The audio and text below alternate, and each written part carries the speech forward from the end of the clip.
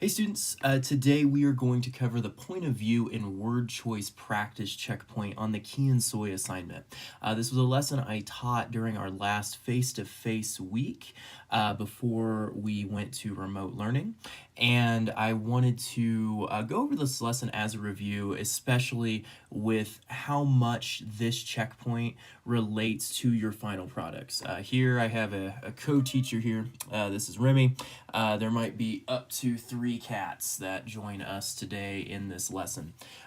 So students, in this lesson today, we are going to go over this idea of point of view and how important it is to get multiple points of view when you are looking up anything about our history, about our modern media, and whenever you're trying to assess, I guess, any type of story, how important it is to get multiple perspectives to that story.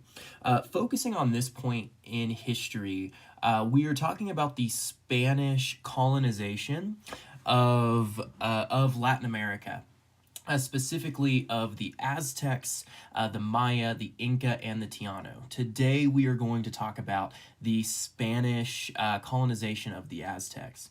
But in order to get started on this checkpoint, we are going to go over the rule of 3 and the importance of following the rule of 3 when looking up sources online, but also when looking up historical events. To go over, if you're looking for a base definition of the rule of 3, feel free to watch this video, replay this whenever you need to if you're looking for a base definition. So the rule of 3 means whenever you find something online, this can be a modern news source, this can be something that you're looking up in history, the rule of 3 is after you find something like that online, you find 2 other sources to try to back up what that first source is saying. Basically, it allows you to triple check to make sure that what you're finding online is accurate.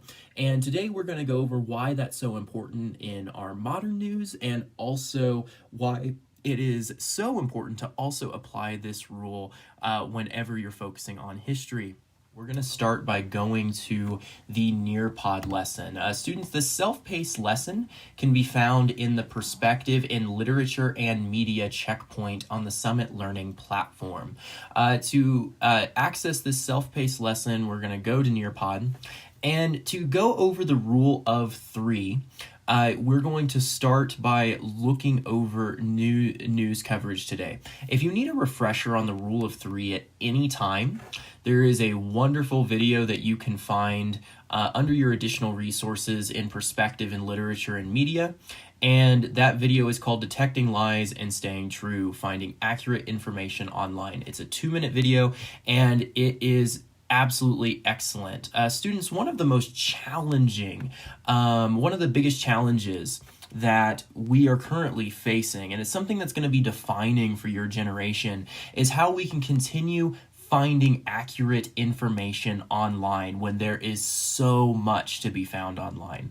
How can you be sure that what you are reading or seeing is accurate, especially with the advent of deepfake videos where politicians can give a speech, where you'll watch a deepfake video of a politician giving a speech that politician never even gave.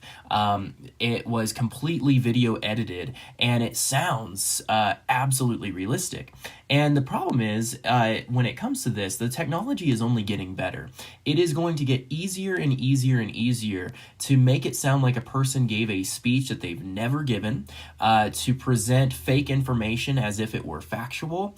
And the challenge of your time is going to be making sure that what you're seeing and reading online is accurate. So I highly recommend you watching this video just to develop techniques so that what you're finding online is accurate. So when jumping back into this Nearpod lesson, we'll actually go over an example of this today. Now, we're going to be going into a New York Times article that talked about how different the impeachment coverage was for President Trump during fall of this year. Now, what this article is focusing on is not the news of the impeachment itself, or nothing really about the impeachment, but how different the impeachment was covered depending on the channel you were watching. I will read into this article. So this is an article from Michael Grinbaum of the New York Times. All right, so for a glimpse of the country's divided political reality, look no further than a pair of television studios on opposite sides of the Avenue of Americas in Midtown Manhattan. From her set inside of the MSNBC headquarters, Rachel Maddow opened her primetime coverage of the Trump impeachment hearings by calling the first day's testimony a double-barreled problem for the president, triple-barreled maybe. President Trump, she said, had been caught doing something illegal at the direct expense of the country's national interest. One block south from a Fox News studio, Sean Hannity welcomed viewers by declaring it a great day for the United States, for the country, and for the president, and a lousy day for the corrupt, do-nothing for 3 years, radical, extreme socialist Democrats and their top allies known as the media mob. These distinct visions, delivered simultaneously from skyscrapers roughly 1,000 feet apart, were beamed at the 9 p.m. hour into millions of American living rooms. It was a striking reflection of today's choose-your-own-news media environment, and a far cry from the era when Americans experienced major events through the same television hearth. So, students, this was the first part of the article right here. But just to add some context, depending on which channel you had on during the impeachment coverage, so if you had MSNBC on, what you would have heard was that the impeachment was terrible for President Trump. But if you had Fox News on, you would find that, according to Fox News and Sean Hannity, that impeachment was actually great for President Trump and terrible for the Democrats who had voted for impeachment in the House of Representatives. So, students, this illustrates why it is so important to find multiple sources whenever you're looking up something online.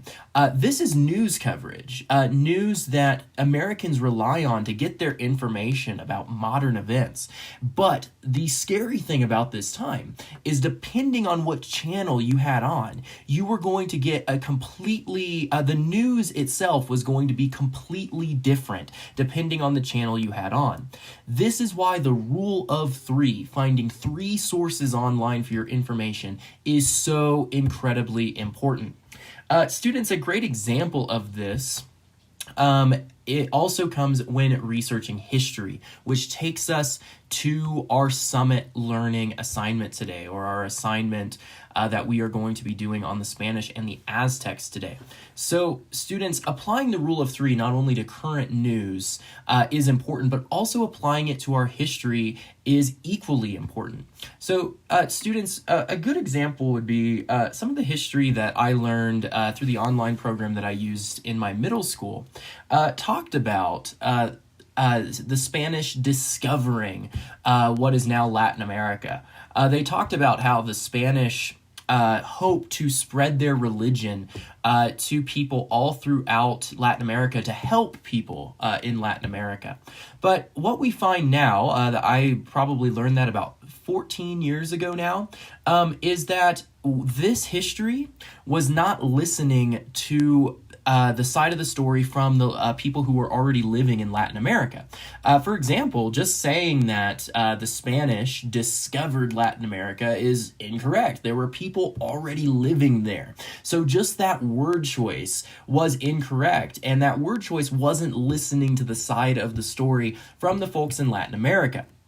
And so today in this unit, in this first part of this unit, we are going to be listening to that other side, specifically from the point of view of the Aztecs. So, and in this unit, I want you constantly thinking about the different points of view who were involved in the Spanish colonization of what they called the New World, of what's modern day Latin America in from what we're focusing on on in this project. So in order to get started with this first assignment, you're going to click on point of view and word choice practice.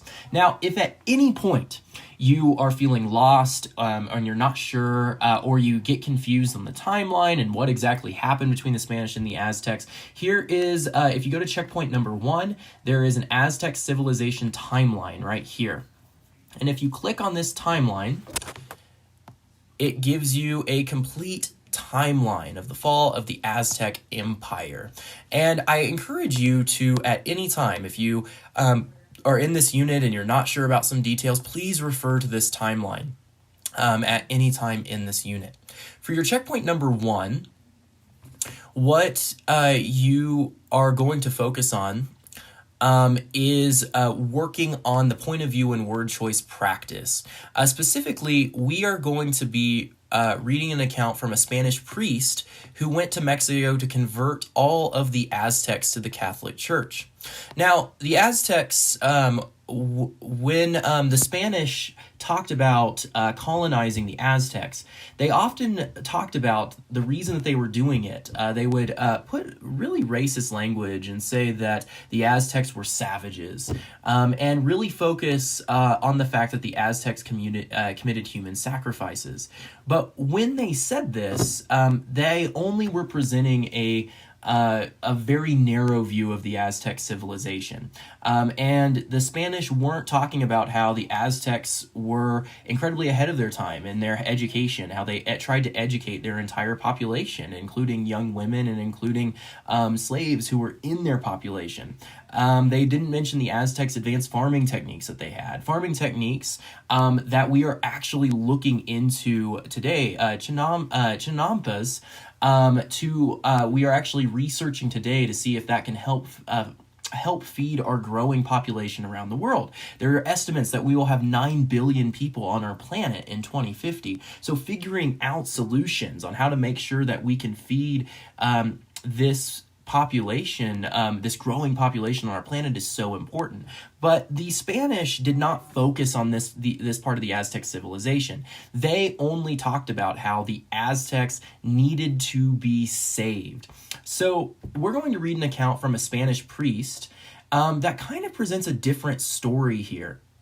So this was the festival of Toxcatl, and I apologize if I butchered that pronunciation, and talks about what the Spanish did at this festival. So for some context about this festival, this was the name of the 5th 20-day month of the Aztec calendar, and the festival itself lasted from May 5th to May 22nd. It was a major festival and holiday in the Aztec religion. And something that was really important about this festival is that the Spanish were invited as guests. But what the Aztecs had no idea is that the Spanish had an entirely sinister plan for this festival. I will read through the primary source here in checkpoint 1. All right, this is from the Spanish priest Fray Bernardino de Sahagún, and this is the priest that went to Mexico and observed what happened at this festival. Here it is how the Spaniards killed and they murdered the Mexicas who were celebrating the fiesta of the Huitzzilopochtli in the place that they called the Patio of the Gods. At this time, when everyone was enjoying the fiesta, when everyone was already dancing, when everyone was already singing, when song was linked to song and the songs roared like waves, in that precise moment, the Spaniards were determined to kill people. They came into the patio armed for battle. They came to close the exits, the steps, the entrances, the gate of the eagle in the smallest palace, the gate of the cane stalk, and the gate of the snake of mirrors. When they had closed them, no one could get out of the festival. Once they had done this, the Spanish entered the sacred patio to kill people. They came on foot, carrying swords and wooden and metal shields. Immediately, they surrounded those who danced. They rushed to the place where the drums were played, and they attacked the man who was drumming and killed him. At that moment, they then attacked all of the people, stabbing them, spearing them, wounding them from their swords. They struck some from behind, who fell instantly to the ground. Some tried to escape, but the Spaniards murdered them at the gates while they laughed. So, students, today we're going to be answering these questions. This came from someone who was from Spain, someone who came, a priest who came with the belief that he was going to help convert people, that this was a mission to convert people to Catholicism, and he saw something completely different.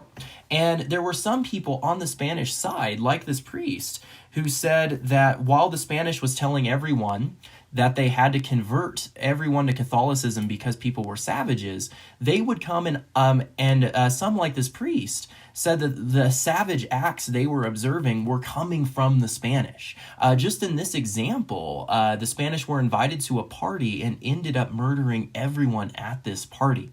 And so in this assignment, students, this is the first time I want you exploring multiple points of view here and understanding that it is so important to get multiple perspectives whenever we're looking at a story in today's media or whenever we're looking at a story in history.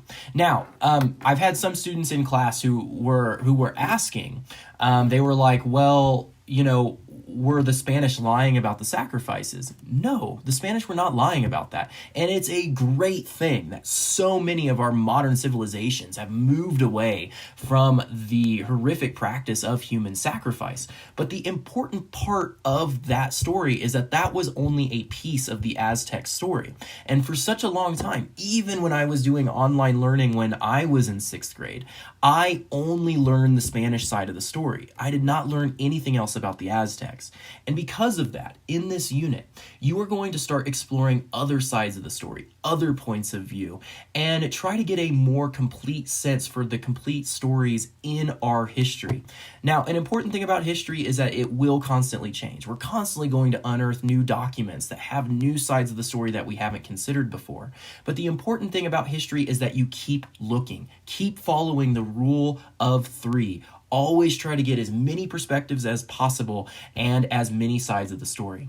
All right, students, turn in checkpoint 1 when you have a chance. Get your assignment turned in. If you have any questions, don't hesitate to email. And thank you so much for your time today.